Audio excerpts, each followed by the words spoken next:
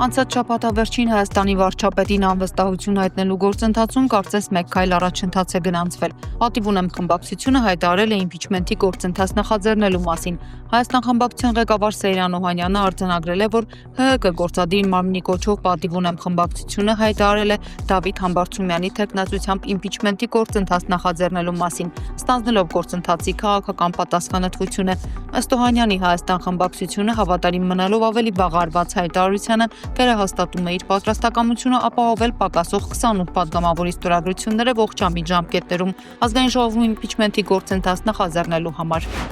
Հայաստան խմբակցությունը հայտարարություն կանի Պատիվ ունեմ խմբակցության ներկայացրած Հայաստանի վարչապետի թեկնածու Դավիթ Համբարձումյանի առաջադրվելու վերաբերյալ հայտնել է Հայաստան խմբակցության պատգամավոր Արտուր Խաչատրյանը, պատգամավորը հիշեցրել է, որ Հայաստան խմբակցությունն իր կարծիքն է հայտնել իմպիչմենթի գաղափարի վերաբերյալ։ Միաժամանակ Խաչատրյանը հիշեցրել է, որ եթե իմպիչմենթի նախաձեռնողները չկարողանան գործընթացը տանել ցանկալի ուղղությամբ, Նիկոլ Փաշինյանը կշահի իրավիճակից։ Մենք ասում ենք, որպեսզի process-ը գնա, լավ, ինքը պետք է սկսի եւ որոշակի ողջամիտ տևողություն ունենա։ Ավելի վերջնական կարծիք կլինի, երբ լինի ֆրակցիայի հայտարարություն։ Իսկ կոնկրետ անձի որակների մասին չենք ասել, չէ՞, մենք երբ հայտարարությունը տարածեցինք իմպիչմենթի գործընթացի մասին, չենք ասել որևէ անձի մասին, որևէ պահանջներ չի ներկայացել, որ ասենք այս մարդը պահանջներին բավարարում, այս մարդը պահանջներին չի բավարարում, այսքան դա եղել է ունիվերսալ հայտարարություն։ Իսկ քանի որ այս դեպքում արդեն կոնկրետ տեխնացու կա, դուք նրա կրկնում եմ, թե հայտարարությունը, մեր հայտարարությունը, որը տեղել է տեքստը, տեխնացուի վերաբերյալ որևէ չափորոշիչ չի պահանջել, այսինքն ունիվերսալ է։ Բայց նորից ճանաչում Դավիթ Համբարձումյանին։ Էլի եմ կրկնում, Դավիթ Համբարձումյանին ինձ կարող է մի անգամ փողոցում բարևած լինել։ Դա խնդիր։ Պիտի մտերիմ ճանաչեք, ո՞րն է։ Դու կարծիք ես ինձնից ուզում եմ ուզում հարցնել։ Պիտի պարտադիր դեր մտերիմ լինի, որոնք իմպիչմենթի։ Դուք ինձնից կարծիք եք ասեմ, ես այս մարդուն մասին այսօր կարծիք չեմ կարող ասել։ Հասարակական քաղաքական գործիչ Էդգար Ղազարյանը հայտարարել է, որ կրկին փորձ է արել հանդիպել ազգային ժողովի փոխնախագահ Ռուբեն Ռուբինյանի հետ, սակայն մերժվել է։ Ղազարյանը նախապես գրանցվել էր որպես քաղաքացի Ռուբինյանի հետ հանդիպում ունենալու համար։ Ազգային ժողովի քաղաքացիների ընդունելության բաժնի պետը տեսախցիկների առաջ փոխանցել է, որ փոխնախագահը նպատակահարմար չի գտել ընդունել իրեն։ Սցենարը նույնն է, ըստ բաժնի ներկայացուցչի, մերժման պատճառը բացառապես Էդգար Ղազարյանի անձն է եղել։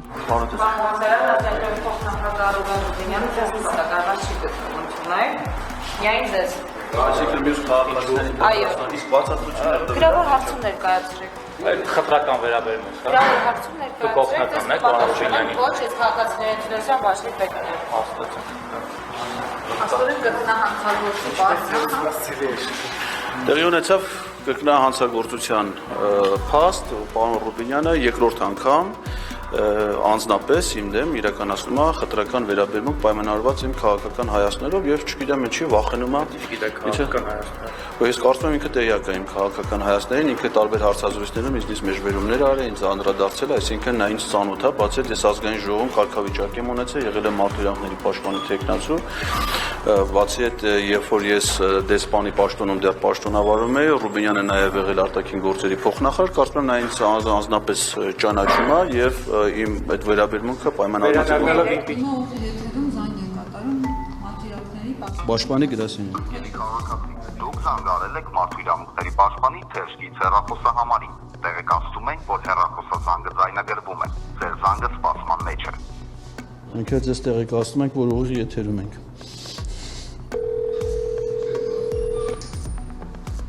У вас уже есть приложение «Тема»?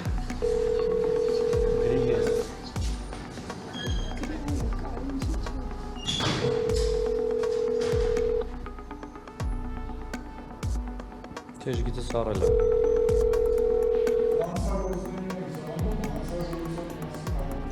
Բա։ Ալո, բարև ձեզ։ Մարդու իրավունքների պաշտպանի թերթգիծն է։ Այո։ Ձեզ անհանգստացնում է Հայաստանի քաղաքացի Էդգար Ղազարյանը։ Ես ձեզ տեղեկացնում եմ, որ ազգային ժողովի աշխատակազմը քաղաքացիների ընդունելությունը հայտարարել եւ այսօր պետք է ընդունելություն լիներ ազգային ժողովի նախագահի տեղակալ Ռուբեն Ռուբինյանի մոտ Եվ նախորդ ամիս էլ ա եղել նման ընդունելություն եւ Ռուբինյանը ինձ ընդունելության չի արժանացրել, ընդ որում ոչ թե այլ քաղաքացիների, ոչ թե ընդունելությունն է հետաձգվել, այլ միայն ինձ, ցուցաբերելով ըստ էության իմ նկատմամբ խտրական վերաբերմունք։ Ես սա համարում եմ իմ իրավունքների կոպտագույն խախտում պետական բարձրաստիճան պաշտոնատար անձի կողմից եւ խնդրում եմ ձեզ գրանցել այս հաղորդումը եւ նախաձեռնել վարույթ այդ կապակցությամբ։ Պարոն Ղազարյան, ես հասկացա ձեր խնդիրը, ձեր հեռախոսահամարը հիմա ես գրանցել, ես համապատասխան վարչությունից կզանգահարեմ, լավ։ Ես հիմա ուղիղ եթերում եմ ձեզ զանգահարում, որպեսզի իմ հեռախոսահամարը ուղիղ եթերով չտարածվի, քիչ հետո ես ձեզ լրացուցիչ կզանգահարեմ, իմ հեռախոսահամարը ձեզ կփոխանցեմ։ Եթե այս հեռախոսահամարն է, Եթե գրանցվել է, այո, այս հեռախոսի համար իմ բջջային հեռախոսահամարն է, եթե ձեզ մոտ գրանցվել է, խնդրում եմ ֆիքսեք։ Շնորհակալ եմ։ Ինչ որ ակնկալիք ունեք, որ տիկին կարձականքի պատճառ։ Ես ակնկալում եմ, որ նա հետ կզանգահարի եւ ինձ համար հատուկ կկատարի «Արի իմ սոխակ» երգ։ Հայաստանի արտգործնախարար Արադ Միրզոյանը Ֆրանսիայի մենագրարում է արել ուրախի հանդիպել Ֆրանսիայի արտգործնախարար իմ լավ բարեկամ Ժան-Նոել Բարոյին, այս անգամ Նիսում օվկիանոսի հարցերով ՄԱԿ-ի 3-րդ համաժողովի շրջանակներում բազմակողմ հարթակներում մեր ակտիվ ներգրավվածությունը շարունակաբար լրացնում է մեր օրակարգը եւ առանցքայինը առաջնահերթությունների կյանքի կոչման հարցում հաջողության հասնելու համար, որոնցից է կենսաբազմազանության մասին կոնվենցիայի կողմերի 17-րդ համաժողովի անցկացումը Երևանում 2026 թվականին։ Ազգային ժողովի նախկին պատգամավոր Սամվել Ֆարմանյանը գրել է, որ Նիկոլն անում է այն, ինչի համար բերվել է իշխանության, իսկ դրա վերջին կանգառը Հայաստանի լուծարումն ու հայերի ինքնության վերջնական կազմաքանդումն է։ Ըստ Ֆարմանյանի Նիկոլը չի նահանջելու։ Լավ է անում, եթե մենք ի վիճակի չենք պաշտպանելու մեր տունը, օտարն ինչու պիտի չքանդի ու չսեփականաշնորի այդ տունը, իսկ ինչ է անում մեր եկեղեցին, ինչ, հայտարարություն եւ վերջ, ինչ հույսով, ինչ հաշվարկով, ինչ է անում ընդդիմությունը, ինչ ենք անում մենք, խելոք դեմքով հերթական ստատուսներն ենք գրում ու սպասում, թե ինչ նոր փորձանք կբերի, ում կհոշոտի տգետ պատուասը հաջորդ օրը։ Նիկոլի ուժն ընդդիմության ու այլ ընտրանքի բացակայությունն է, մեր անմիաբանությունն ու կասկածամտությունն է, հարցրեք մարդկանց, նայեք սոցիոլոգիան, զզվում են Նիկոլից, բայց փնտրում ու չեն գտնում այլ ընտրանք։ Ով կարող է բռնել Նիկոլի ձեռքը, ընդդիմությունը, որը պատրաստ է մինչև վերջ գնալու, ոչ թե արտաքին դաբրոներով ուրիշի ձեռքով կրակից շագանակ հանելու, ընդդիմությունը, որի նպատակը պետությունն ու մեր արժանապատվությունը փրկելն է, ոչ թե ավերակների վրա մնացած չեղած իշխանությունը վերցնելը կամ կիսելը, ընդդիմությունը, որը միավորում է բոլորին, ոչ թե ջլատում է եղած ռեսուրսն ու տարանջատվում հեռավոր եւ անիրատեսական ինչ-որ նպատակի համար, ընդդիմությունը, որը երազանք ունի ու այդ երազանքը տարբերվում է Նիկոլի երազանքից։ Ադրբեջանում ընթացող կեղծ դատավարության ժամանակ Դավիթ Իշխանյանի մասնակցությամբ մի ուշագրավ դրվագ է եղել, գրում է Ազգային ժողովի պատգամավոր Տիգրան Աբրահամյանը։ Դատավարության ժամանակ Իշխանյանը հիշեցրել է, որ նախորդ դատական նիստերից մեկի ժամանակ ասել էր, որ ցանկանում է ծանոթանալ մայիսի 24-ի եւ 26-ի դատական արձանագրություններին, սակայն դատավորը ցրողական պատասխան է հնչեցրել։ Ըստ Աբրահամյանի այս հանգամանքն ուշադրության է արժանի, քանի որ ադրբեջանական բանտերում գտնվող հայերի դատավարության ամբողջ ընթացքն ուղեկցվում է կեղծիքների կերդոզավորմամբ, ցուցմունքներից մինչև թարգմանություններ։ Պատգամավորի կարծիքով այդ կեղծիքն արձանագրելու համար Դավիթ Իշխանյանը փորձում է ծանոթանալ նախորդ նիստերի արձանագրություններին, դրանք բելհանելու եւ հետագա խաբեությունները կանխելու համար, ինչը դատարանը ձգում է։ Ադրբեջանից Հայաստանով անցնող բեռների նկատմամբ վերահսկողություն լինելու է Ազգային ժողովում լրագրողների հետ զրույցում հայտնել է ՊԵԿ նախագահ Էդուարդ Հակոբյանը, ինչ վերաբերում է ապաշրջափակման դեպքում Ադրբեջանից երկաթուղով Հայաստանի տարածքով բեռների տեղափոխմանը, Հակոբյանն ասել է, որ իրենք իրենց իրավասության շրջանակներում մաքսիմալ վերահսկողություն են անելու, ինչը անում են հիմա ցանկացած սահմանի դեպքում։ Դե խոսում ենք օրինակ ապաշրջափակման մասին, սահմանների բացման մասին, ուղղակի պետք է այդ սցենարներին պատրաստ լինել։ Հիմա ես հստակ ասել եմ, որ մենք սցենարներին պատրաստ ենք այն առումով, որ ունենք օրինակ նույն մարգարայի կետը ունենք համապատասխան սարքավորումներ եւ գործիքներ, որոնք հնարավորություն կտան ցանկացած սցենարի ադապտացվել եւ մեր մաքսային վերահսկողությունը իրականացնել։ Սրա մասին է խոսքը, էլի։ Տեսեք, ցանկացած հարց, որ քննարկվում է եւ խոսվում ենք Հայաստանի սահմանի հատման մասին, այո, այդտեղ կա մաքսային վերահսկողության հարց եւ միշտ մաքսային վերահսկողության հարցը լինում է օրակարգային հարցերից մեկը, թե ինչպես է կազմակերպվելու։ Այդ տեսանկյունից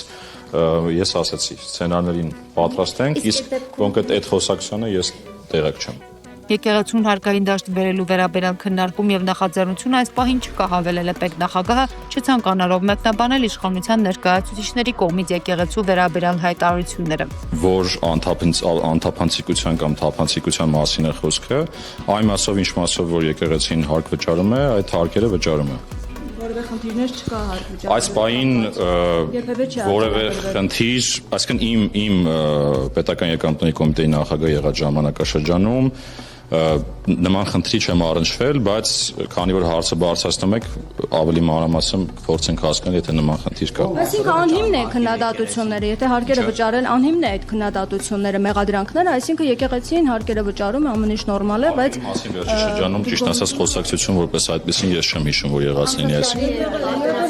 Դե անցած տարի ես պետական եկամուտների կոմիտեում չեմ եղել։ Առանձին падգամավորներ հիմա էլ են խոսում։ Դուք տեսնում եք անհրաժեշտություն ուսումնասիրել այդ հարկերի վճարման բանը, եկեղեցու հետ կապված պարտականությունները եւ ինչ որ խնդիր է ստեղ կապված։ Տեսեք, մենք վարչարություն ենք իրականացնում, եթե վարչարության ընթացքում կնկատենք որևէ խնդիր, այդ համապատասխան գործիքակազմով կտեղեկացնենք, կհուշենք մեր եկեղեցուն, որ այս խնդիրները կան, խնդրում ենք շտկեք։ Մայրաքաղաքում իրազեկման ակցիաներ են իրականացնում օդի որակի վերաբերյալ վարչական պատասխանատվության միջոցառումները պետք է խստացվեն։ Այս մասին Երևանի քաղաքապետարանի գործակարգավարական նիստի ընթացքում զեկուցել է բնապահպանության վարչության պետի ժամանակավոր պաշտոնակատար Սիրարփի Հայկազյանը։ Միևնույն ժամանակ ծրագրից դուրս է մնացել տեղզնման կայանների, ավտոտրանսպորտային միջոցներից մթնոլորտային օդ բոլոր տեսակի վնասակար արտանետումների չափման հատվածը։ Քաղաքապետ Տիգրան Ավենյանը հետաքրքրվել է, թե ինչու։ Իրապես զարմանալի է, անկեղծ ասած, ու չգիտեմ ինչ հիմնավորում եւ բացատրություն կա դրան, որ օրինակ մարդը որոշում է, որ ինքը պետք է իր ավտոմեքենայի այդ կատալիզատոր կոչվածը հանի եւ թունավորի բոլոր մնացածին, այսինքն չգիտեմ ինչ որ երևի խնայողություն է դրանով ստեղծվում, բայց մարդը չի հասկանում, որ այդ իր հանած կատալիզատորը սա շրջակա միջավայրում ով կանգնած է թունավորում է ինքը իր ավտոմեքենայով։ Եվ կարծում եմ այն, եթե մեզ տրված լիազորությունների շրջանակում մենք այդ հնարավորությունը մենք հիմա էլ կարող ենք։ Ես այսպես ասեմ, մենք հիմա կարող ենք տրանսպորտի վարչության միջոցով որոշակի սահմանափակումներ սկսել ստեղծել այդ այսպես ասած տրանսպորտային միջոցների միջև եւ շատ լավ կլինի որ այդ քննարկումը մենք ունենանք մանրամասն նվազագույնը այս հատվածում հանրայնորեն հասկանանք ինչ է դուրս եկել դա այսինքն նորմալ է որ ավտոմեքենան պետք է թունավորի մեզ բոլորիս ենթադրում եմ նորմալ չի Ենթադրում եմ դա նույնս չի որ տենց մեր ազգային արժեքն է, չէ՞, այդ ավտոմեքենան, որ պետք է թույնի բոլորիս։ Ես կարծում եմ մենք ամենայն դեպս մենք ոչ միայն պետքա բարձրաձայնենք այստեղ այդ խնդրի մասին, այլ նաև պետքա սկսենք լուծել այդ խնդիրը մեր մասով։ Եթե դեմ չեք, մենք տրանսպորտի վարչության հետ քննարկենք, տեսնենք թե մեր իրավասությունների շրջանակում ինչ լուծումներ կարող ենք տալ։ Հունիսի 9-ից 13-ը ճանաչողական այցով Հայաստանի Հանրապետությունում է Հնդկաստանի ազգային պաշտպանական քոլեջի պատվիրակությունը գեներալ-մայոր Սամարթ Նագարի գլխավորությամբ։ Հունիսի 9-ին ՊՆ վարչական համալիրում պատվիրակությանն ընդունել է Հայաստանի պաշտպանության նախարարի առաջին տեղակալ զինված ուժերի գլխավոր շտաբի պետ գեներալ-լեյտենանտ Էդվարդ Ասերյանը։ Զինված ուժերի գլխավոր շտաբի պետ Էդվարդ Ասերյանը քոլեջի պատվիրակությանը ներկայացրել է Հայաստանի զինված ուժերում ընթացող բարեփոխումները։ Հանդիպման ընթացքում քննարկվել են տարածաշրջանային ու միջազգային անվտանգությանն առնչվող հարցեր։